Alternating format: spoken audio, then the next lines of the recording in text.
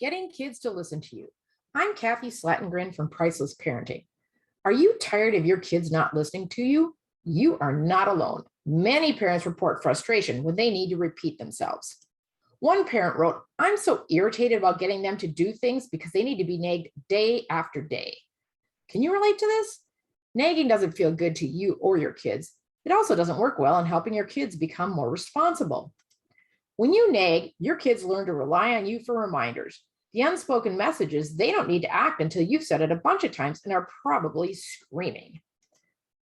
What do you really mean when you say you want your kids to listen to you? You want more than your kids being able to repeat back what you said. You want them to understand what you're communicating and do what you're asking them to do. Listening is an active process, which involves paying attention to what's being said, observing the tone of voice and gestures, thinking about what is being communicated, and finally responding. Whether your kids respond as you would like is another matter. If you try to force your kids to obey your request, you set yourself up for a power struggle.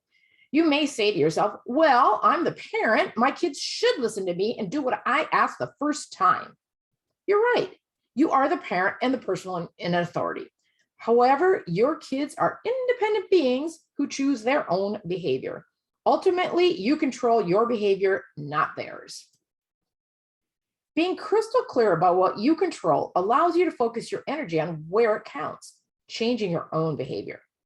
A natural response to kids not listening is to raise your voice and repeat yourself. This teaches your kids to wait until you're screaming like a maniac before they actually do what you've asked. This is not the lesson you want your kids to learn. You control how often you repeat yourself.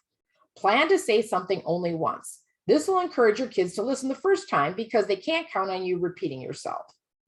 You can increase the likelihood your kids will absorb your message by doing the following. Be physically near them, not speaking from across the room or another room. Touch them lightly on the shoulder or arm as you speak. Ask them to confirm what you said using their own words. Doing these things can help increase the importance of your message. If your kids do not do what you've requested, help them do it instead of repeating your request. For example, a mom and a daughter were out for a walk.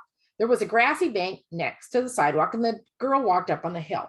The mom told her, "Don't walk in the wet grass." The girl continued walking along the hill. After a couple more minutes, mom exclaimed, "I asked you to get off the wet grass." The girl still didn't respond.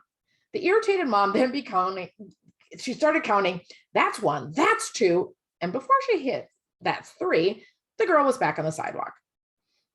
If you make a request and your child ignores it like this girl did, take action. In this example, the mom could have walked up the hill, taken her daughter's hand, and led her back to the sidewalk. Her daughter would have received the clear message that if she doesn't follow her mother's request, her mom will help her do it. What else makes it more difficult for your kids to listen? Kids engaged in watching TV or playing on digital devices find it difficult to shift their attention. Your kids will need to pause or stop their digital activities to pay full attention. So how can you change your home environment to improve the chances your kids will listen? One family decided to allow TV watching and playing on digital devices at certain times of the day, from 4 to 5 o'clock p.m., and then again from 7 to 8 o'clock.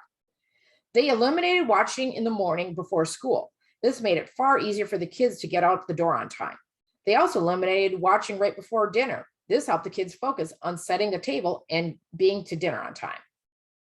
When you teach your kids to listen the first time, you are giving them responsibility for remembering and acting. Reminding your kids puts the responsibility back on you. Suppose your child's library book is due at school tomorrow and you've asked him to put it in his backpack. If he forgets, he won't be able to check out another book from the library. As long as you stop yourself from reminding him again, he will learn from the consequences. Natural consequences are powerful teachers. Sometimes there isn't a natural consequence, so you may need to impose a consequence. For example, if you ask your child to turn the TV off and she has not done it, you can turn it off for her. You can change your behavior to increase the chances your kids will listen the first time. Try to set up a situation so they can successfully listen to you. If they don't do what you've asked, do not repeat yourself or start yelling. Either take action to help them do what you've requested, or let a natural consequence happen. Soon they'll be learning to listen the first time is their best choice. If you want to learn more about parenting ideas, you can check out pricelessparenting.com, where we've got online parenting classes based on the age of your kids.